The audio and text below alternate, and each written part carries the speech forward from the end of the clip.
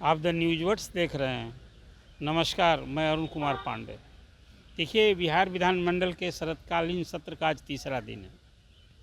अब हाउस चालू रहे तो हंगामा ना हो, तो फिर एक अलग जो छवि होती है, सरकार तो इसी हंगामे से परेशान रहती है ना।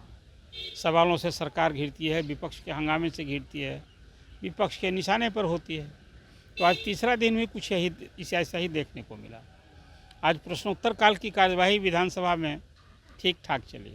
उसके पहले आपको याद होगा कि कल ही संसद में वहाँ संस्कृत में और मैथिली में भारतीय संविधान का अनुवादित प्रति छपी है और इसको कल वहाँ प्रधानमंत्री ने, राष्ट्रपति ने इसको कल वहाँ लोकार्पण किया था इसका। तो आज विधानसभा से बजाबता जैसे ही हाउस हुई तो स्पीकर विधानसभा अध्यक्ष ने उप मुख्यमंत्री सम्राट चौधरी के प्रस्ताव पर कहा कि भाई हम लोग को एक धन्यवाद देना चाहिए। मैथिली तो हमारे यहाँ पहले इसको अटल जी के समय में ही इसको अष्टम अनुसूची में शामिल की गई थी और अब मैथिली में भारतीय संविधान सुलभ हो गया है। तो इसके लिए बिहार की ओर से, मिथिला वासियों की ओर से, मिथिलांचल की ओर से राष्ट्रपति और प्रधानमंत्री को बधाई दी गई, उनके प्रति कृतज्ञता ज्ञापित की गई, धन्यवाद दिया गया। इसके बाद फिर सदन की कार्यवाही हुई, प्रश्न हुए, उत्तर हुए, सब कुछ हुआ और आज फिर तब प्रारंभ में भी शुरू हो गया था। अभी जो वक्फ कानून में संशोधन हो रहा है, जो पार्लियामेंट की संयुक्त समिति जिसकी देख कर रही है और आज ही उसकी बैठक दिल्ली में होनी है और संभावना है कि 29 नवंबर को कमेटी की रिपोर्ट सबमिट होने जा रही है। कमेटी कई प्रदेशों का दौरा की है, वहाँ बहुत मैराथन मीटिंग हुई, कई दौर की मीटिंग हुई, कोई 2 दर्जन और 3 दर्जन से अधिक बैठकें हो चुकी। कमेटी बिहार भी आने वाली थी, लेकिन फिर खैर बिहार नहीं आई। तो आज उसी को लेकर के, उस वक्फ कानून में जो संशोधन हो रहा है उसको लेकर आज पूरे दिन सदन में हंगामा किया विपक्ष ने, राजद, कांग्रेस और वाम दल के सदस्यों ने। और स्पीकर ने सदन में इसकी चर्चा करने की मनाही कर दी। कहा कि भाई ये तो संसद का केंद्र का कानून है और पार्लियामेंट की कमेटी इस पर विचार कर रही है, तो ये इशू हमारा है नहीं, ये राज्य का इशू है नहीं, इसलिए हाउस में इस पर चर्चा करने की उन्होंने अनुमति नहीं दी। लेकिन तब भी हंगामा नहीं थमा और अंत तक, आज क्वेश्चन आवर से लेकर और अंत तक वक्फ कानून संशोधन विधेयक को लेकर इसका विरोध कर रहे थे और विपक्ष खुलकर नारा लगा रहा था। वो इसलिए भी कि यहाँ 18% मुसलमानों की आबादी है और कोई यहाँ अलग सुन्नी वक्फ बोर्ड भी है और शिया वक्फ बोर्ड भी है और यहाँ कोई दोनों वक्फ बोर्ड को मिलाकर लगभग 50,000 एकड़ ज़मीन भी है बिहार में, वक्फ की संपत्ति है। तो एक स्थिति है जो पूरे देश में वक्फ की संपत्ति की स्थिति है, वो बिहार में भी है।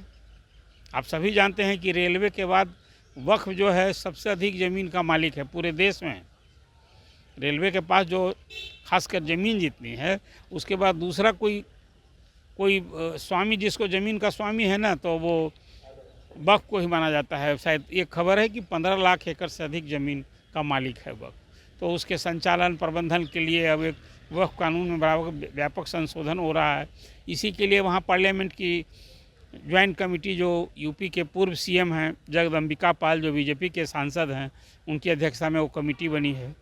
अब कमेटी के सदस्य कई चाहते थे कि अभी इस बिल में अभी और टाइम लिया जाए, सबमिट अभी तुरंत नहीं हो, लेकिन स्पीकर के यहाँ भी लोगों ने शिकायत की थी। मैंने लोकसभा स्पीकर की बात कर रहा हूँ, लेकिन लोग नहीं माने और वह कमेटी के अध्यक्ष ने कहा कि नहीं, अब इसमें बहुत कुछ समय लेने की ज़रूरत नहीं है। और केंद्र की सरकार भी चाहती है कि वक्फ कानून में अब समय रहते जल्दी संशोधन हो, तो पिछले ही सत्र में ना आया था ये बिल। तो एक उसी को लेकर यहाँ हंगामा होता रहा। एक तो ये इशू है, दूसरे हाफ में 2 आज बिल पास हुए। उसमें एक बड़ा महत्वपूर्ण बिल पास हुआ है। एक बिल था कि बिहार में खेल विश्वविद्यालय बन गया है, उसके कुलपति नियुक्त हो गए, रजिस्ट्रार नियुक्त हो गए और राजगीर में खेल विश्वविद्यालय का मुख्यालय बना है। शिशिर सिन्हा जो रिटायर्ड IAS हैं, उन्हें पहला कुलपति बनाया गया है। तो बिहार में कला संस्कृति युवा विभाग के नाम से विभाग था। आज कानून से एक संशोधन करके अब उसका विभाग का नाम और एक अलग खेल निदेशालय, खेल निदेशक हुआ करेंगे। इस आशय का एक कानून में संशोधन किया गया है। लेकिन एक और दूसरा बिल भी पास हुआ, वो बड़ा महत्वपूर्ण बिल है। वो है कि सरकारी संपत्ति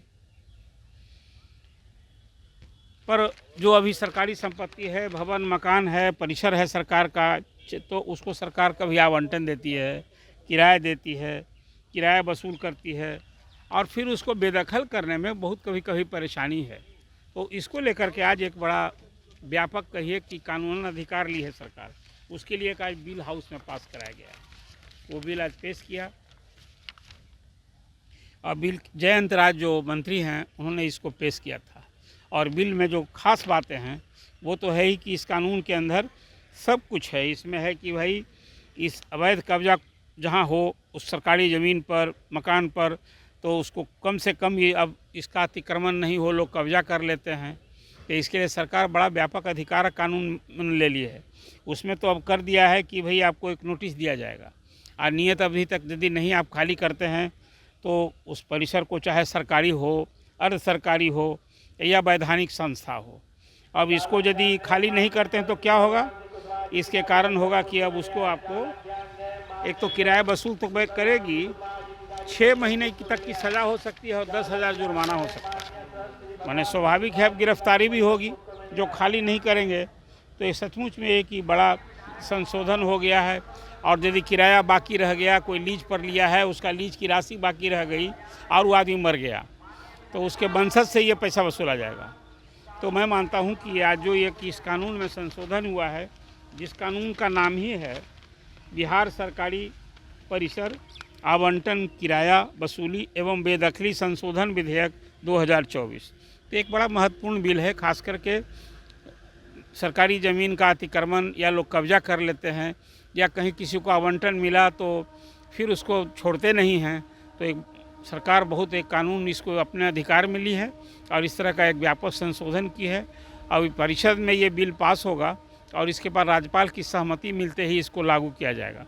मुझे लगता है कि आए दिन जो अभी कहीं सरकारी ज़मीन पर अतिक्रमण या लोग जो दखल कब्जा कर लिए अवैध तरीके से नहीं छोड़ते हैं, उनसे निपटने के लिए ये बहुत सख्ती लिया गया है। देखिए आज विधानमंडल में, विधानसभा में शिक्षकों को भी मामला गुजरा, तो उनके ट्रांसफ़र को लेकर बख्तरुल इमाम जो AIM के विधायक हैं, खास रूप से इस मसले को उन्होंने उठाया और कहा भाई शिक्षकों का जो ट्रांसफ़र हो रहा है इसमें तो कहीं ना कहीं सरकार बड़ा अनुचित तरीके से पेश आ रही है, और महिला शिक्षक के ट्रांसफ़र में सरकार को विशेष ध्यान देना चाहिए। और जिस ढंग से तबादले की जो प्रक्रिया अपनाई गई है, तौर तरीका है, उसे शिक्षक परेशान हैं। उसके टाइमिंग फिर वो जो 10 से 4 मुख्यमंत्री ने घोषणा की थी उसे लागू किया जाना चाहिए।